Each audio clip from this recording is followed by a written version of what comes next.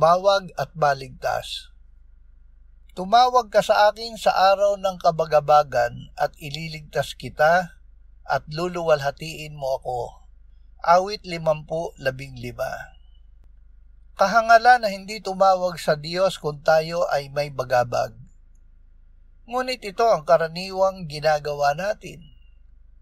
Gamitin natin ang kabagabagan na panggising ng Diyos para tumawag tayo sa Kanya at Siya ay nangako na tayo ay Kanyang ililigtas. Huwag tayong mabalisa. Hingin natin sa Diyos ang solusyon sa ating problema.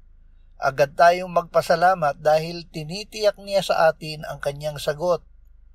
Luwalhatiin natin Siya dahil Siya ay tapat sa Kanyang pangako. Ama, bigyan mo kami ng karunungan na ibilang na kagalakan ang mga bagabag na dumarating sa amin. Dahil nangako ka na kami ay iyong ililigtas at bunga nito ay luluwalhatiin ka namin. Amen.